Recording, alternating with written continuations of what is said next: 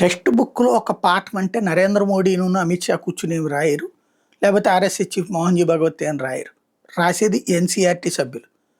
కాబట్టి అక్కడ వాళ్ళేదో కుట్ర చెయ్యరు. కానీ న్యాయ వ్యవస్థకు వ్యతిరేకంగా పాఠ్యాంశాన్ని తయారు చేసిన వాడికి మాత్రం చాలా క్లియర్‌గా కసుంది న్యాయ వ్యవస్థ మీద. అతను ఏ భావజాలికుడో తెలియాల్సుంది. ఒకటి ముందు ప్రభుత్వం తప్పే అవుతుంది. ఎందుకంటే నువ్వు వాళ్ళు రాసినంత మాత్రాన పెట్టేయాలని ఏం లేదు గదా! దాన్ని చెక్ చేసుకోవాల్సిన బాధ్యత ఆ సంబంధిత శాఖాధికారికి ఎంత ఉంటుందో, మంత్రికి ఆ విషయంలో బాధ్యత ఉంటది. ప్రభుత్వానిది నైతిక బాధ్యత ఉంటది. ఇప్పుడు చివరికి అందుకనే న్యాయ వ్యవస్థకి సుప్రీంకోర్టు క్షమాపణ చెప్పింది కేంద్ర ప్రభుత్వం.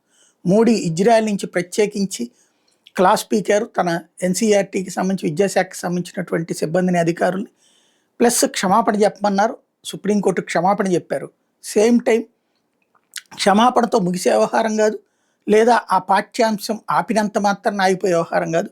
ఖచ్చితంగా బాధ్యులు ఎవరో తెలవాలి. వాళ్ళ ఇంటెన్షన్ తేలాలి.